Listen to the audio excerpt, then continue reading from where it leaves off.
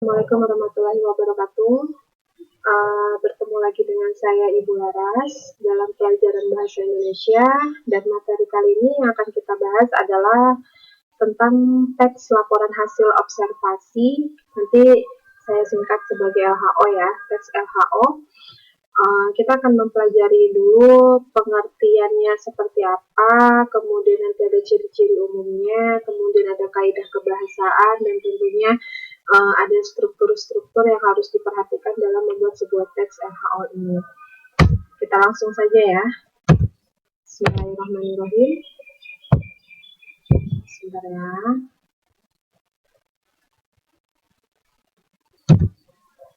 Oke, pengertiannya yang pertama adalah LHO adalah sebuah teks laporan yang memuat klasifikasi mengenai jenis sesuatu berdasarkan kriteria.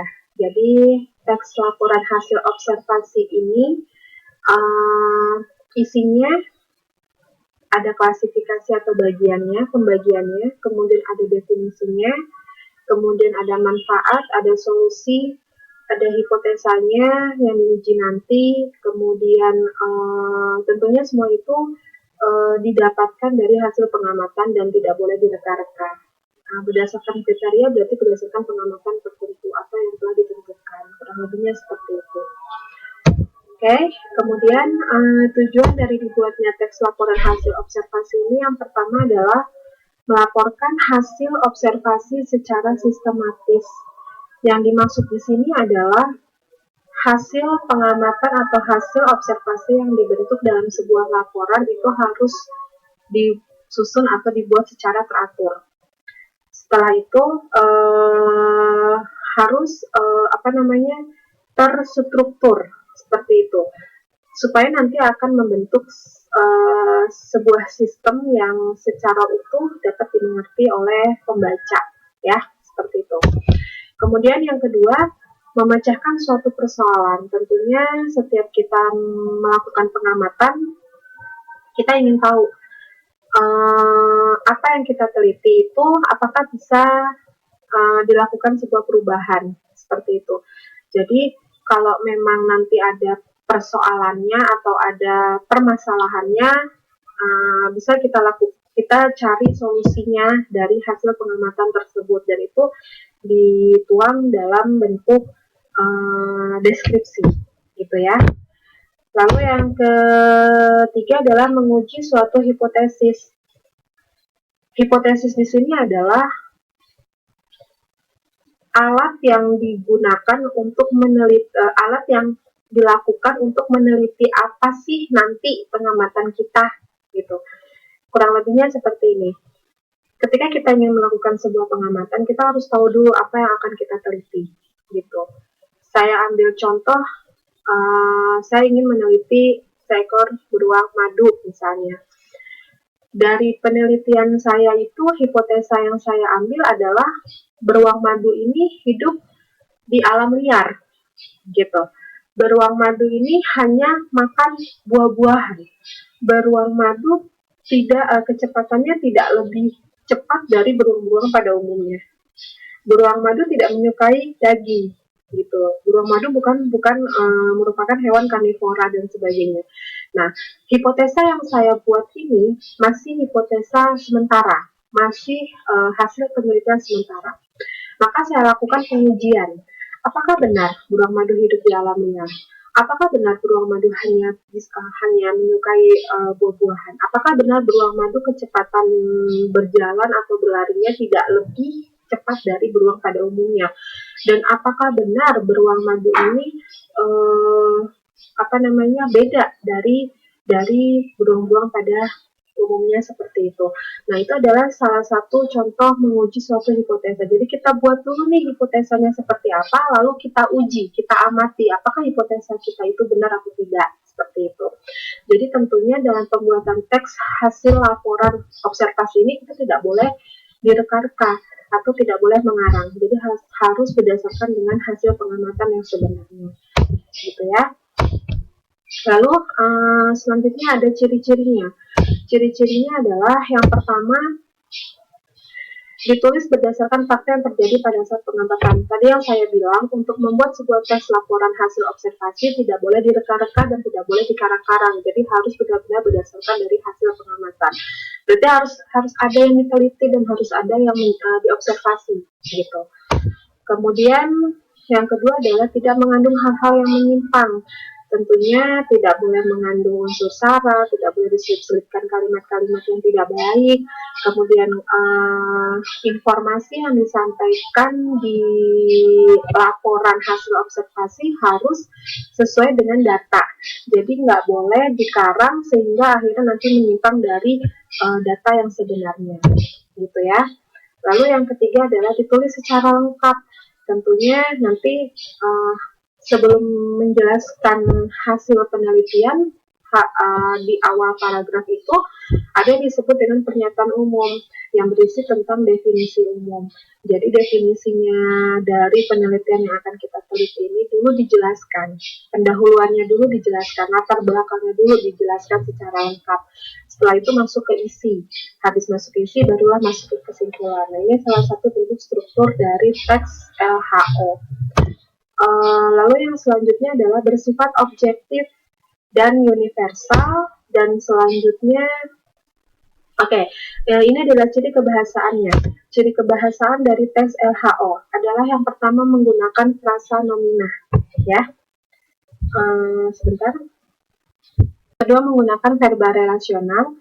Verba relasional ini contohnya kata hubung, sebuah kata relasi, ya, kata hubung, seperti contohnya ialah, merupakan, adalah, yaitu, gitu. Terdiri atas, disebut, dan lain-lain. Nah, ini biasanya ada di paragraf pertama, yaitu pernyataan umum, definisi dari penelitian tersebut, definisi dari objek penelitiannya. Makanya tadi dikatakan ciri-ciri umum tes LHO harus bersifat objektif. Jadi ada objek yang ditelitinya. Jika tidak ada objek yang diteliti, maka tidak bisa disebut sebagai sebuah pengamatan. Gitu ya. Nah, dalam penggunaan kalimat kebahasaannya ya, itu harus menggunakan verba relasional. Kemudian yang ketiga menggunakan verba aktif alam. Verba aktif alam seperti kita ambil verba aktif alam perilaku yang menjelaskan sebuah perilaku seperti bertelur, membuat, kemudian hidup, makan, tidur, dan sebagainya. Ada penjelasan tentang kata verba yang menjelaskan tentang sebuah perilaku, gitu. Perilaku dari objek penelitiannya. Lalu yang selanjutnya menggunakan kata penghubung yang menyatakan tambahan, misalnya dan, serta, gitu ya. Kalau kata penghubung tambahan itu misalnya dan, serta. Lalu perbedaan, misalnya berbeda dengan, seperti itu. Persamaan, sama dengan, sebagaimana, seperti, atau seperti, gitu aja juga boleh. Seperti halnya, gitu juga boleh. Lalu ada kata penghubung pertentangan. Pertentangan di sini misalnya kayak tetapi, sedangkan, namun, gitu ya. Nanti kalian bisa searching lagi di Google. Kemudian ada kata hubung pilihan, contohnya atau, gitu. Bu, apakah kata penghubung ini semua harus ada di dalam teks, di dalam ciri kebahasaan teks LHO? Tidak selalu, tidak melulu, tapi paling tidak menggunakan kata-kata penghubung ini, gitu ya. Kemudian yang selanjutnya adalah menggunakan paragraf dengan kalimat utama untuk menyusun informasi. Menggunakan bentuk paragraf ya dengan kalimat utama untuk menyusun sebuah informasi utama. Jadi paragraf pertama harus disusun dalam bentuk pernyataan utama. Ya, maaf ya, tadi terpotong. Oke, jadi yang selanjutnya di sini adalah menggunakan bentuk paragraf utama yang dalam struktur LHO itu adalah pernyataan umumnya. Jadi definisinya, klasifikasinya, latar belakangnya, pendahuluannya itu ada di paragraf utama yang nantinya akan diikuti oleh paragraf yang lain, ya. Tentunya fungsi dari paragraf utama ini adalah untuk menyusun informasi utama yang nanti diikuti rinciannya ya. Aspek-aspeknya yang hendak dilaporkan itu ada beberapa paragraf di paragraf-paragraf selanjutnya. Seperti itu. Lalu yang selanjutnya, sebentar. Oke, yang selanjutnya adalah menggunakan kata keilmuan atau teknis. Nah, namanya juga teks laporan. Ya, yang dilaporkan adalah hasil pengamatan yang diteliti atau diuji hipotesanya. Berarti nanti dalam membuat sebuah teks laporan ini, di dalam kalimat tersebut harus ada kata-kata ilmuwan dan kata-kata teknisnya. Misal, hewan pemakan tumbuhan, jangan ditulis hewan pemakan tumbuhan, tapi ditulis istilah keilmuannya, yaitu hewan herbivora. Atau misalnya lagi penyakit tulang gitu ya, dia mengidap penyakit tulang, bisa kalian tuliskan sebutkan nama penyakitnya secara medis. Misalnya dia mengidap penyakit osteoporosis, seperti itu. Jadi harus ada kata-kata keilmuannya, kan ada mutualisme, terus kemudian ada sindrom, leukemia gitu kan, penyakit sakit sel darah putih itu leukemia, kemudian ada fobia, takut dengan sesuatu yang tidak lazim misalnya, itu disebut dengan fobia. Itu juga kata-kata ilmuwan seperti itu harus digunakan dalam pembuatan teks ini ya. Jadi harus tahu istilah-istilah keilmuannya. Oke? Lalu yang selanjutnya adalah struktur isi teks LHO. Nah, tadi kan sempat saya selipkan ya bentuk dari sebuah paragraf teks LHO ini. Yang pertama adalah pendahuluan. Pendahuluannya ini berisi tentang pernyataan umum dan aspek yang dilaporkan. Tadi ada di kaidah kebahasaan yang barusan saya jelaskan, yaitu menggunakan paragraf dengan kalimat utamanya ya untuk menyusun informasi utamanya. Di sini berisi tentang pendahuluan ya. Kemudian yang kedua, isi terdiri dari 3 struktur, yaitu definisi umum, definisi bagian, dan definisi manfaat. Kalau di pendahuluan tadi adalah latar belakangnya. Misalnya Bu, saya di pendahuluan saya sisipkan latar belakang, boleh silahkan. Latar belakang dari hipotesa yang kalian uji, latar belakang dari tujuan pengamatan kalian, ya, latar belakang dari manfaat pengamatan kalian, boleh silakan kalian tulis di pendahuluan. Kemudian nanti di bagian isi itu ada 3 paragraf lagi, ada definisi umum, definisi bagian, definisi manfaat. Definisi umumnya itu tentunya nanti akan kalian klasifikasi nih, penelitiannya itu seperti apa, salah satu bentuknya seperti apa, maksudnya apa gitu. Kemudian definisi bagian ke inti gitu ya, masuk ke permasalahannya.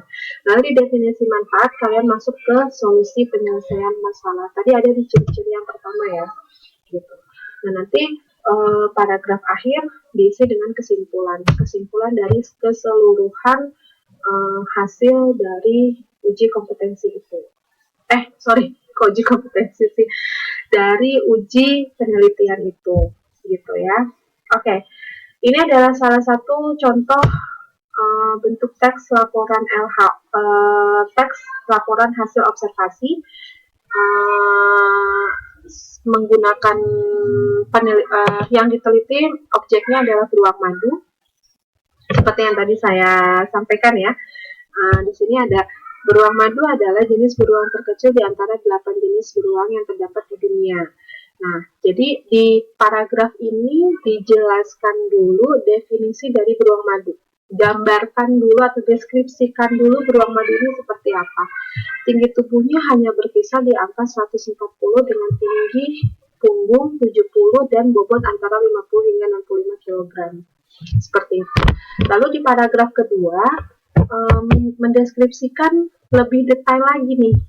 Bulu yang cenderung pendek namun berkilau terlihat menutupi seluruh tubuh beruang madu kecuali telapak kaki. Lebih detail lagi mendeskripsikan bentuk tubuhnya. Terdapat ciri yang sangat keras pada tubuh beruang madu, yaitu tanda berwarna jingga yang berada tepat di bawah leher. Lalu di paragraf ketiga, beruang madu hidup di pepohonan. Nah, di paragraf ketiga sudah masuk ke dalam isi. Ini disebut dengan definisi umum. Ya, definisi umum ini menjelaskan habitat dari beruang madu tersebut, mengklasifikasi habitat dari beruang madunya. Dia hidup di pepohonan. Mereka dapat bergerak dengan kecepatan 48 km per jam dan memiliki tenaga yang amat kuat karena tergolong mamalia. Betina-betina beruang madu menyusui bayi mereka setelah ketutupan.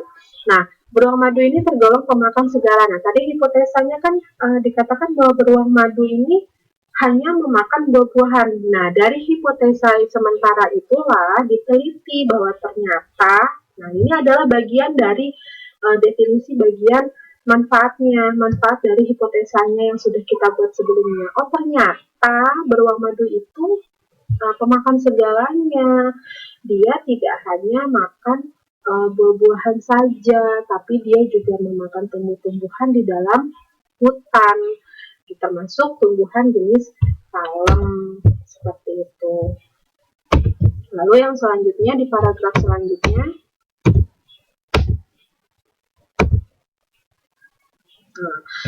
selain madu dan tanaman, beruang madu juga senang memakan serangga, burung, serta binatang kecil lainnya. Oh, ternyata beruang madu cuma makan buah-buahan. Nah, jadi tadi kan makanya harus ada hipotesanya dulu, dan hipotesa itu kita meneliti apakah benar beruang madu itu hanya makan buah-buahan. Ternyata kan tidak, gitu. Nah, ini berdasarkan dari penelitian memperhatikan habitat dan bagaimana si beruang madu ini bertahan hidup. Jadi dari situ kita tahu apa saja sih yang ternyata dimakan sama beruang madu gitu. Nah, kesimpulannya ada di paragraf terakhir. Meski tenaganya amat kuat, jadi kan tadi kan di paragraf sebelumnya kan tadi ada dikatakan bahwa kita kembali ya ke paragraf. Sorry. Nah, kita balik ke tadi. Agak lama ya, maaf ya, nggak apa-apa, supaya rileks. Tadi dikatakan pada paragraf sebelumnya itu kan sempat dikatakan bahwa beruang madu, nggak bisa. Oke, nggak apa-apa ya. Tadi dikatakan bahwa beruang madu ternyata kecepatannya 48 km per jam. Ternyata dia sangat kuat, gitu. Kemudian di sini ada kesimpulannya bahwa meski tenaganya kuat, ternyata beruang madu itu tergolong binatang yang mudah diserang dan mereka terancam punah karena habitat hasilnya telah hilang dan rusak. Jadi walaupun beruang madu itu makannya ini, kemudian habitatnya seperti ini, hidupnya di pepohonan, kecepatannya sama dengan beruang-beruang lain, oh ternyata walaupun dia kuat gitu. Jadi ada kesimpulannya dari paragraf tersebut. Oke, sampai di sini. Semoga semuanya mengerti.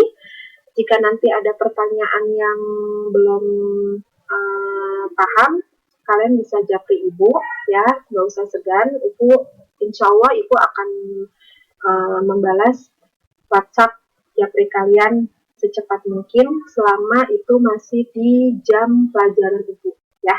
Oke, selamat menonton video pembelajaran dari Bu Laras.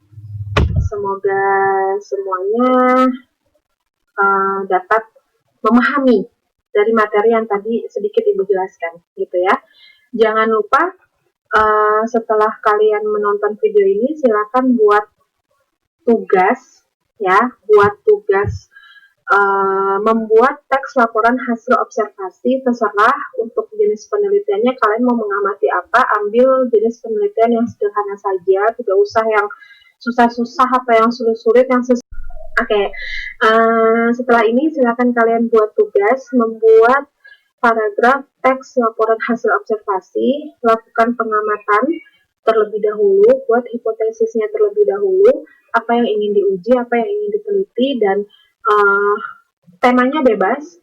Kalian mau meneliti apa, mau mengamati apa, itu cari pengamatan penelitian sesederhana mungkin, nggak usah yang susah-susah, nggak usah yang sulit-sulit, pokoknya sesederhana mungkin. kalian buat dalam sebuah paragraf paling banyak ya, maksimal 5 paragraf saja, maksimal 5 paragraf. Nanti diketik di laptopnya ya, di Microsoft Word, kemudian kirim ke email saya yang tertera di layar PowerPoint kalian masing-masing, dwlarasati11@yahoo.com ya. Dikumpulkan, saya kasih batas waktunya 1 minggu dari sekarang, berarti nanti Selasa depan kita bahas tugas kalian ya. Nanti biar saya download tugas-tugas yang sudah dikirim oleh kalian, kemudian kita akan bahas. Oke, selamat mengerjakan. Semoga semuanya selalu sehat. Wassalamualaikum warahmatullahi wabarakatuh.